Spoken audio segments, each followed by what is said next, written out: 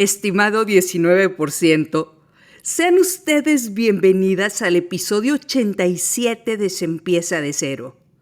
No puedo creer que vamos tan avanzadas en las temporadas. Un proyecto que empezó de cero, con una mujer que no sabía nada acerca del podcast y que con un tutorial de unos minutos en YouTube hizo que su voz se escuchara. Muchísimas gracias por ser parte de esta comunidad de personas que cada día buscan una vida mejor y se enfocan en explotar sus fortalezas y multiplicarlas para lograr resultados extraordinarios. Creo firmemente que hay muchas personas en el mundo queriendo dividir y disminuir, por lo que todo empieza con un paso de dejar de escuchar las voces que nos hacen sentir menos y, de hecho, empezar a creernos lo contrario. Creernos que podemos lograr cosas extraordinarias en nuestra vida y que una vez que volteemos atrás, podamos ver que esto se hizo a base de trabajo y no por un premio de un tercero. ¿Cómo podemos lograr esto? Bueno, dejando el papel pasivo en el que vivimos nuestros días, solo dejándolos pasar. Y siendo aquella mujer que todos los días se aplaude frente al espejo, al estilo de Nancy Pelosi, y decide repetirle a su inconsciente que es momento de dar un paso a una vida productiva en la que se pueda dar frutos. En esta temporada estamos hablando de Don Quijote. Más bien, iniciamos hablando de Don Quijote.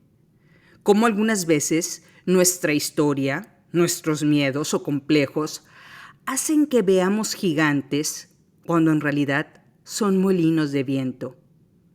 También hablamos de las personas tóxicas o malvadas, estos dragones Komodo o los Curious Snow, de los cuales la mejor forma de lidiar con ellos es alejándonos.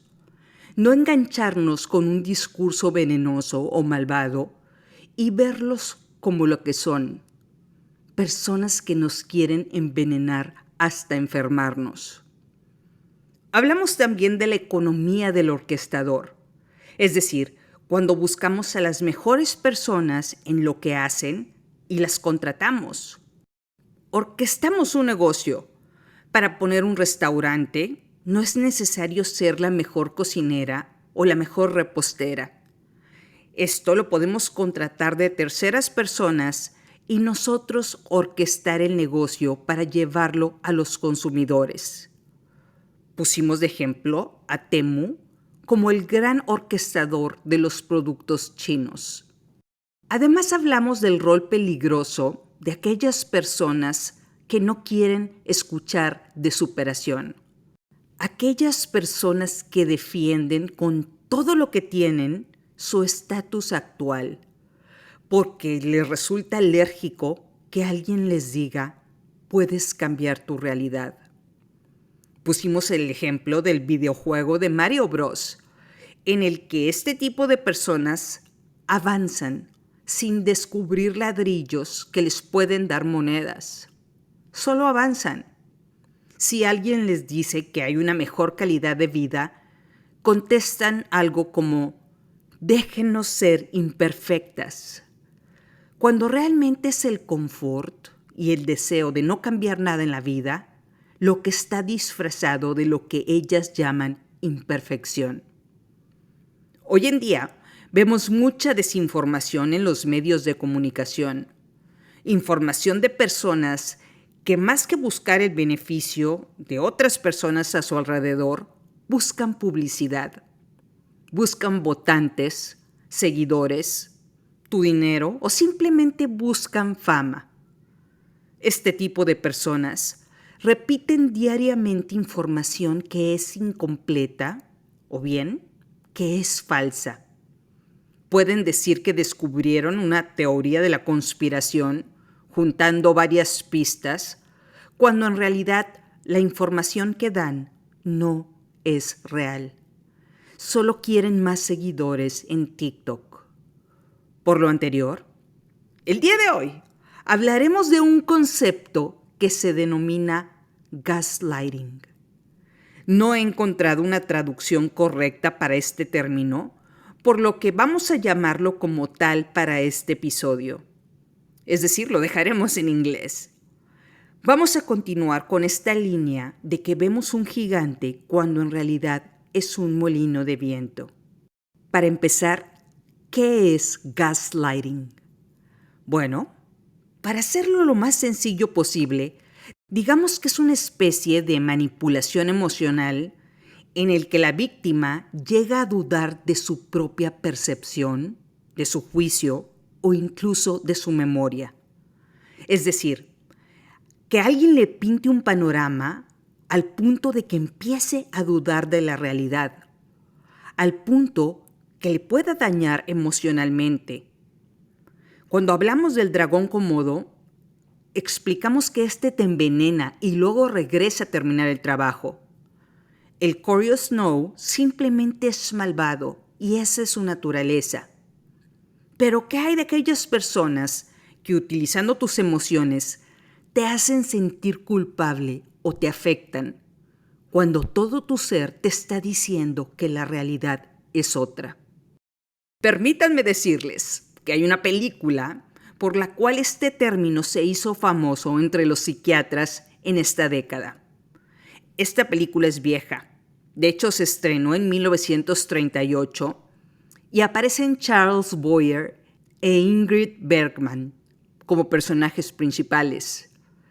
Esta película se llama Gaslight y fue muy popular cuando se estrenó, recaudando $4.6 millones en taquilla. Esta película recibió 7 nominaciones al Oscar y hoy en día se considera un clásico para todos aquellos terapeutas que tratan de explicarle a las personas qué es lo que están viviendo, cuando estos pacientes dudan de su propio juicio o de su forma de actuar.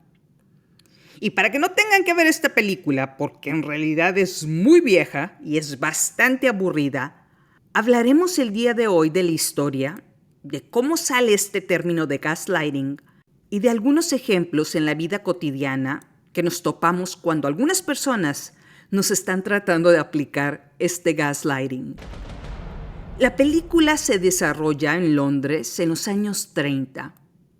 La película cuenta la historia de una mujer llamada Paula, una joven con amplios recursos económicos, la cual perdió a sus padres años atrás. Digamos que la Paula es toda señoritinga, bien vestida, bien comportada, como lo marcaban las reglas sociales en esa época. Por azares del destino, Paula conoce a un hombre llamado Gregory, el malo, el cual le dice: mi reinita, eres la mujer más hermosa del mundo. Tú y yo, en definitiva, tenemos un futuro. Este hombre sabe que Paula es una mujer con muchos recursos económicos, por lo que enfoca sus esfuerzos en enamorarla. Gregory termina seduciéndola y convence a Paula para que se case con él. Digamos que el Gregory ha hecho muchas cosas muy malas en su vida, pero para Paula, él es el hombre perfecto. La relación de Paula y Gregory avanza y parece la perfecta historia de amor. La historia de dos personas que están destinadas a conocerse. Después de 2 semanas, el Gregory le propone matrimonio, pero Paula le dice: déjame pensarlo. Y aquí empiezan las luces amarillas.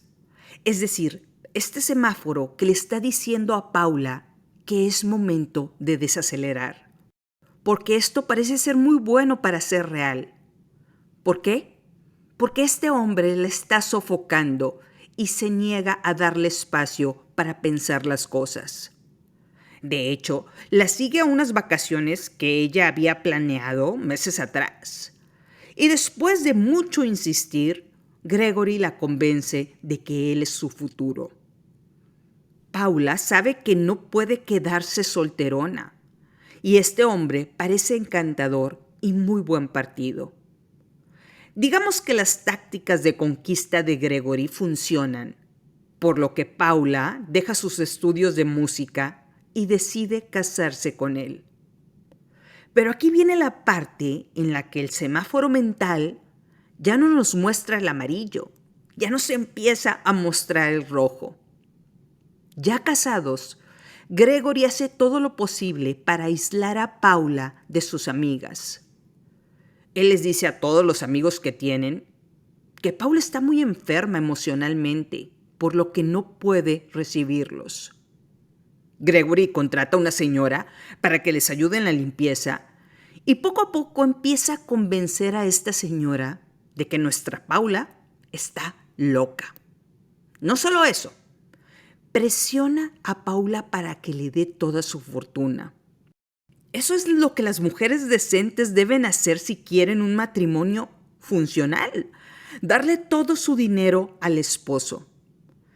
Y Gregory, siendo el psicópata que es, decide ir más allá.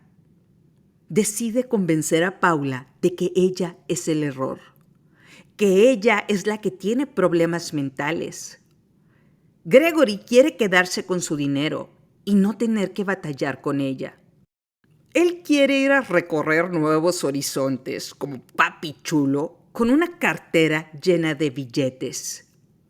Gregory empieza a esconder joyas que estaban a la vista de ella y la acusa de perder las joyas por salir a la calle. Y le dice que si perdió estas cosas es porque su salud mental no está bien.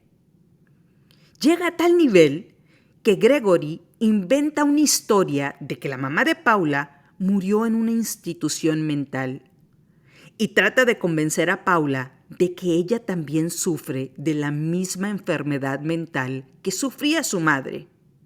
Es decir, madre e hija están igual de locas. Hay que notar que la forma en la que Gregory le habla a Paula es condescendiente, como si le estuviera hablando a un niño incapaz de pensar racionalmente. Pero si ella reacciona cuando él le está aplicando este rollo y le dice: a ver, vato, se me hace que me estás confundiendo, Gregory le levanta la voz y se vuelve más insultante y dominante con ella, para después decirle que le gritó y le dijo cosas feas por su bien. Cabe señalar que las mujeres casadas en la época victoriana básicamente entregaban todo su dinero a sus maridos al casarse. Estas mujeres creían que no eran suficientemente inteligentes para manejar su dinero. De hecho, era normal que algunas mujeres rebeldes fueran encarceladas en asilos por sus maridos, dando posibles pruebas de una enfermedad mental. Es decir, si gritabas mucho, era suficiente para que tu marido te mandara a ver un doctor y te metiera en un manicomio. Qué bueno que no nací en esa época. De hecho, las mujeres respetables de esa época rara vez salían de su casa a caminar sin un chaperón. Por lo que al no ponerle un chaperón que la acompañara, Gregory aislaba aún más a nuestra Paula. Y aquí aparece el término gaslighting, del cual podemos encontrar decenas de artículos en Internet. Vamos a explicarlo. Resulta ser que en esas épocas se iluminaban los cuartos con lámparas de gas. No había electricidad. Entonces, Gregory llegaba a su casa, se metía al ático, subía la intensidad de la lámpara de gas de ese cuarto, lo cual ocasionaba que la lámpara de gas de la sala o del cuarto en el que estaba Paula disminuyera su brillo. Cuando Paula le decía a Gregory que la casa se veía más oscura, es decir, que la lámpara de gas daba menos luz, Gregory le respondía: estás loquita de tu cabecita. La luz de la lámpara está siempre igual. Yo creo que empiezas a alucinar como tu mamá se alucinaba. Pobrecita de ti, que estás viendo con menos claridad el mundo.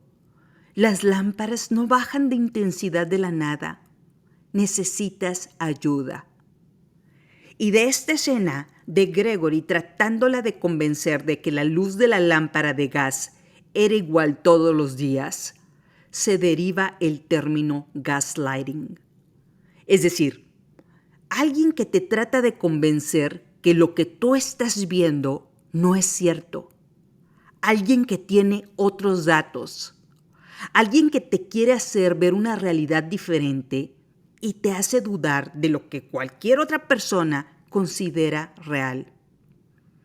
Quiero decirles que en el 2016, gaslighting fue seleccionada como la palabra más usada en el mundo y en el 2022 fue seleccionada como la palabra del año en Estados Unidos. ¿Por qué? Porque diariamente nos enfrentamos a personas que quieren hacernos ver una realidad diferente. Es decir, personas que tratan de manipularnos para que aceptemos una realidad que no existe. Si la luz del cuarto está bajando su brillo y se ve más oscuro, nos hacen pensar que hay algo mal en nosotras, en lugar de reconocer que estamos en lo correcto. Gregory era un psicópata, el cual trataba de deshacerse de Paula y quedarse con su fortuna. Dios nos libre de personas como estas. Pero supongamos que no hay malicia en las acciones de terceros. Es decir, supongamos que no es una persona mala el que le mueve al gas de la lámpara y nos tratan de convencer de una realidad diferente. Y se trata de personas normales que viven en nuestra vida, las cuales le mueven esta lámpara por ignorancia, desconocimiento, ego o solo por llamar nuestra atención, porque no tienen nada mejor que hacer. Pongamos las siguientes situaciones y hablemos de la más simple a la más compleja. Son 3 ejemplos. El primero, una familia está en un restaurante a punto de pedir de comer. La madre de familia le dice a su hija: «Mira, hay pollo en mole. A ti te encanta el pollo en mole, por lo que te voy a pedir eso para comer. Te gusta comértelo con tortillas, por lo que te las voy a pedir también. Qué bueno que venimos a este restaurante. Lo hicimos por ti, hija, con un gran esfuerzo para hacer este gasto, para que puedas disfrutar tu platillo preferido». Ese es el ejemplo más sutil de gaslighting. La niña puede odiar el mole, pero la mamá ya le movió a la luz de la lámpara de gas y le hizo pensar que el mole es su favorito y que debe agradecer haber ido a ese restaurante. Si la niña quería nuggets de pollo, ya no puede pedirlos, porque la manipulación emocional fue tanta que se sentiría culpable. Segundo ejemplo, una mujer llamada Gaby decide dar un primer paso y empezar a vender tacos a unos trabajadores de la construcción que pasan por su calle. Y le empieza a ir bien. Se despierta diariamente temprano y empieza a preparar los tacos. Pero llega una tía y le dice: «Estás haciendo las cosas mal, hijita. Compra una carne más económica para que te rinda el dinero. No le pongas papel aluminio a los tacos para envolverlos, porque es muy caro. Y ponle más sal al guiso. Está muy desabrido. Los trabajadores necesitan sal para aguantar tantas horas laborando». Y Gaby, pensando que su tía le hace esas recomendaciones con buena voluntad, le hace caso. Cabe señalar que la tía nunca ha vendido nada en su vida. A la mañana siguiente, los albañiles le compran sus tacos, pero al probarlos con la carne más económica, salada y los tacos enrollados en media servilleta, deciden dejar de comprarle tacos a Gaby. Unas semanas después, la tía regresa y le pregunta a Gaby cómo va. Gaby le responde que ya dejó de hacer tacos porque los albañiles no se los compran. La tía, en lugar de reconocer que se equivocó con su consejo, le responde: Eso pasa cuando las mujeres dejan de enfocarse a su hogar. Dios las castiga. Yo te veía muy alzadita, vendiendo tacos. Mejor ponte a trapear tu casa, que tanto lo necesita. Tú ajústate con lo que tienes de dinero y pide prestado, pero no trabajes. Así no funciona el mundo. Yo te di consejos, pero tú decidiste hacer otra cosa. A la otra, hazme caso, hijita. Gaby piensa, ¿qué rollo? Me iba bien y por los consejos de la tía me dejaron de comprar tacos y ahora resulta que me está haciendo pensar que esto fue mi culpa. Este es un ejemplo claro de que la tía le aplicó gaslighting y le hizo pensar a Gaby que ella era el problema. La tía no tomó responsabilidad de los pésimos consejos que dio, especialmente cuando no tenía idea de cómo vender tacos. ¿Por qué le dio estos malos consejos? Parece que no hay un motivo aparente más que llamar la atención y hacerse la importante. Tercer ejemplo. Entras a un nuevo trabajo como supervisora del departamento y se acerca contigo una mujer que te dice, hola jefa, ¿qué te gusta almorzar? Tú le dices que un machacado con huevo. Al día siguiente te trae unos taquitos de machacado. Tú le dices que no se moleste, pero ella simplemente los deja día a día en tu escritorio. Luego llega otra señora y te dice, veo que estás comiendo empanadas en la tarde. ¿Te gustan las de cajeta? Y tú le respondes que sí. Y esta señora te empieza a traer empanadas también todos los días. Una semana después, estas dos señoras regresan a pedirte que les aumentes el sueldo y te avientan el gaslighting. Me dijiste que te trajera tacos de machacado con huevo y he gastado mucho en eso. Tuve que pedir dinero para traerte las empanadas que me exigiste. Ahora no me quieres ayudar. No te preocupes, así es la gente de malagradecida. Espero que el dinero que ganes te sume de mucho, porque estás haciendo un daño terrible a las personas. No te preocupes, te voy a seguir trayendo las empanadas que me exigiste para que no me despidas. Y las ves llorando en la cocina de la empresa y otras señoras abrazándolas.